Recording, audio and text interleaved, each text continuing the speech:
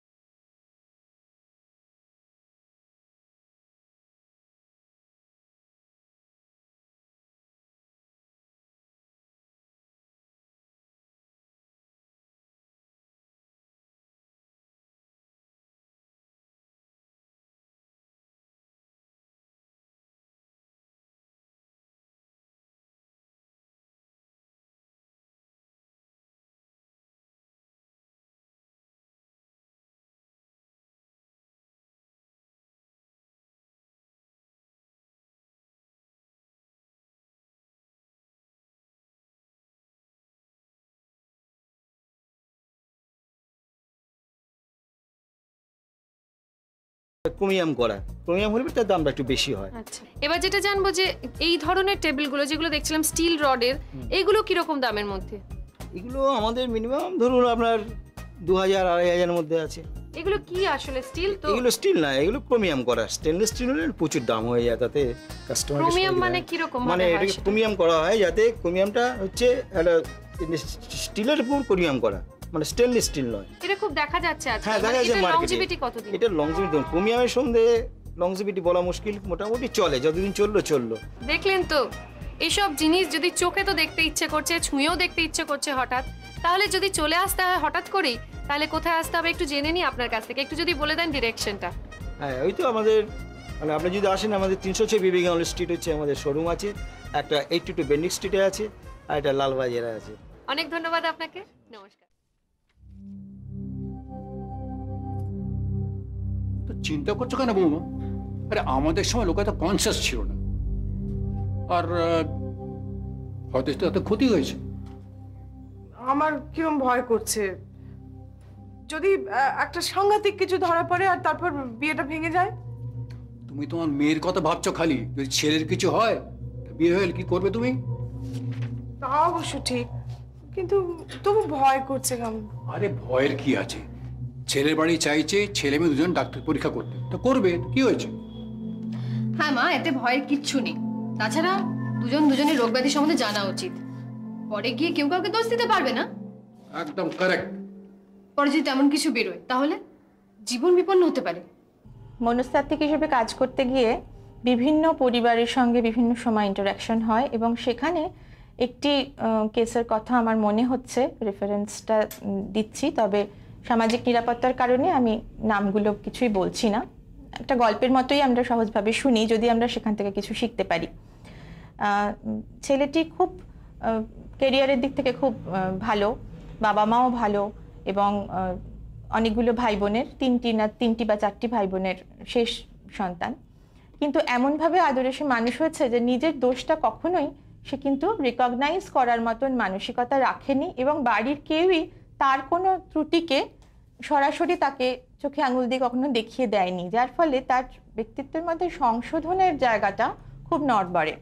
সে যখন তার বিশেষ একটি পার্সোনালিটি প্রবলেমের জন্য আসে, তখন আমার মনে হয় যে এই ছেলেটি যখন বিয়ে করতে যাবে, এবং ঘটনাটা এরকমই ছিল যে সে বিয়ে করতে চাইছে, একটি মেয়ের সঙ্গে সম্পর্কও হয়েছে, কিন্তু সম্পর্ক তৈরির পর থেকেই সম্পর্কটা বিয়ের দিকে গড়িয়ে নিয়ে যাওয়ার ব্যাপারেই তার যেন কোথায় একটা নিজের কনফিডেন্সের অভাব।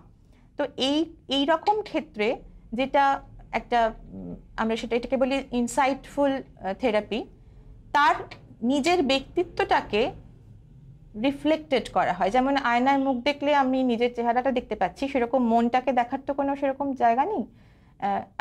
এই ধরনের সাইকোথেরাপির থ্রু দিয়ে একজন পার্সন তার সেলফটাকে খুব আনবায়াস একটা জায়গা থেকে দেখতে পারে, সেটাকে দেখিয়ে দেওয়া হয়, আমরা সেটা দেখিয়ে দিই। তো এই কাউন্সেলিংটা বেশ 4-5টা সেশন হওয়ার পরে তার মনে হলো যে আমার মধ্যে এমন কতগুলো জিনিস আছে, মানে সেই ছেলেটির মধ্যে, যেটা ম্যারাইটাল অ্যাডজাস্টমেন্টের ক্ষেত্রে পরিপন্থী হতে পারে, কিন্তু কখনোই তার বাবা মা বা বাড়ির অন্যান্য দাদা দিদিরা কেউ কখনো তাকে বলেনি। পড়াশোনায় ভালো ছিল বলে সবসময় তাকে খুব ওভার এস্টিমেট করাই হয়েছে। তো যখন সে সেই রিয়েলাইজেশনে এলো, তারপরে তার বান্ধবীর সঙ্গে তার সম্পর্কটা অনেক সহজ, সেও দেখছে যে অনেকটা মেনে নিচ্ছে, সরি বলতে শিখছে, বা অনেক ক্ষেত্রে নিজের সেলফ থেকে বেরিয়ে এসে, নিজের গণ্ডির মধ্যে থেকে বেরিয়ে এসে অনেক রেসপন্সিবিলিটি, দায়িত্ব সে নিয়ে কাজটা করতে এগিয়ে যেতে চাইছে। তখন বিয়ের ক্ষেত্রে তার আমার মনে হলো যে সে বিয়ের জন্য পুরোপুরি প্রস্তুত, এবং বিয়েটাকে সাকসেসফুল করাতেও তার কিন্তু কোনো অসুবিধে হবে না। এবং কাউন্সেলিংয়ের সবচেয়ে বড় যে গুড এফেক্ট, সেটা আমার বলে দিতে হচ্ছেই।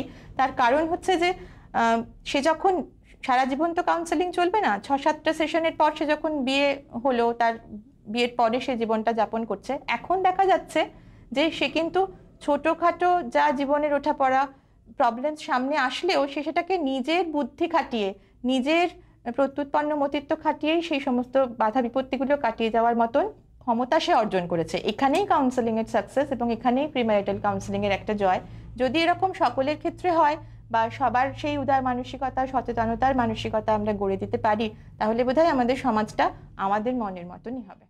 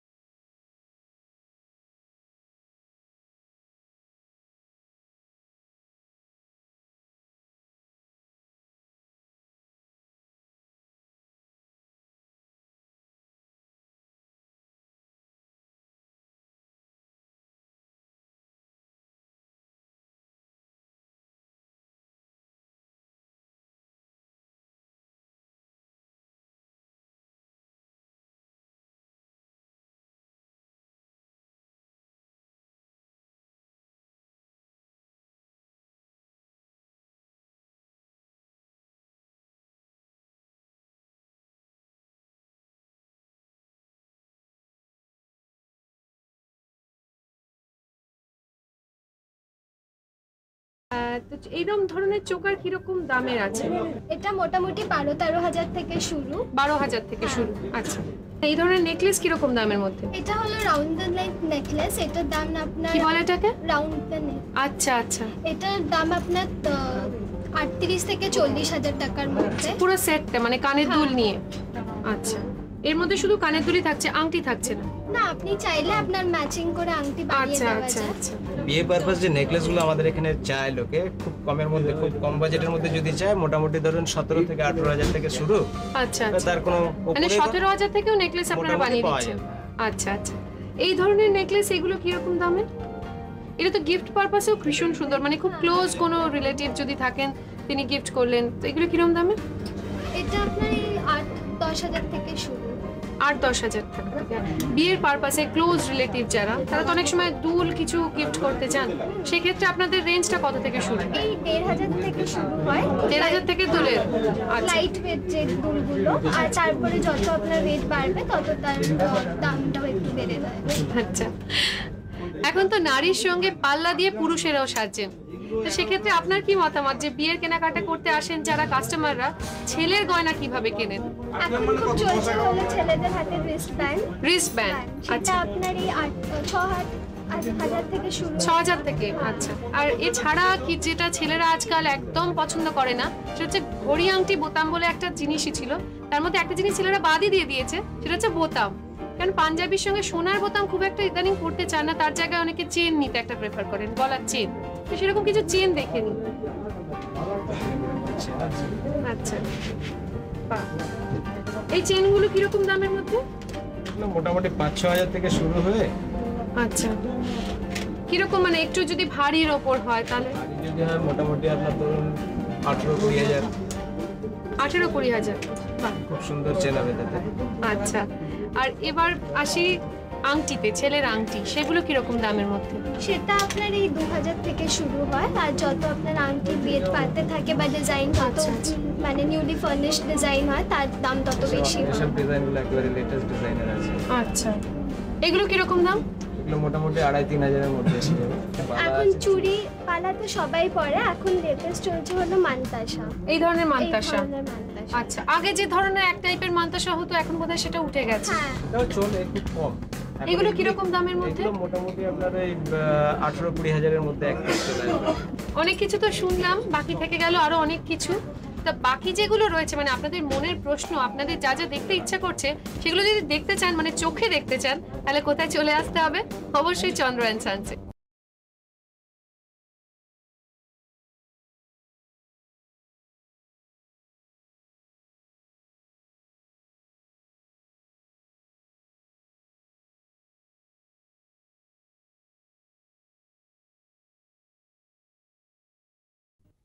আচ্ছা, অদ্ভুত ব্যাপার। আরে কার্ডটা কি আমরা দুজনে গেলে সিলেক্ট করতে পারতাম না? সেটা ঘটককে দিয়ে দিলে। আর কদিন পরে বিয়ে, এখন অব্দি কার্ড এলো না। কবে ছাপাবে আর কবে নেমন্তন্ন করতে যাবে? বাবা, উনি ব্যস্ত মানুষ, উনি কতগুলো বিয়ে সামলাচ্ছে। হ্যাঁ, বুঝলাম, সে অনেককে উদ্ধার করছে, কিন্তু দায়িত্ব যখন নিয়েছে তখন তো সেটা পালন করবে। No problem, no problem. Right টাইমে রাইট জায়গায় রিচ করা আমার প্রফেশন। বৌদি, এই নিন আপনার কার্ড।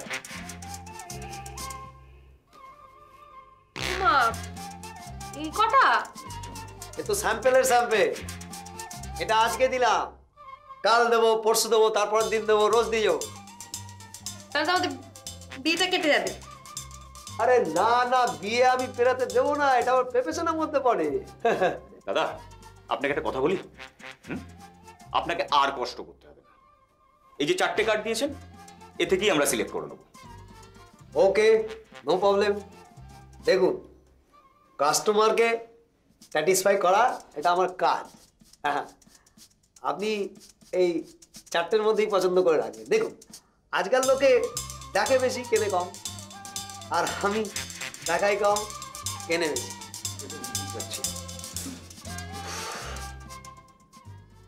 আমি তাহলে আজকে গোয়িং। নমস্কার, আসুন।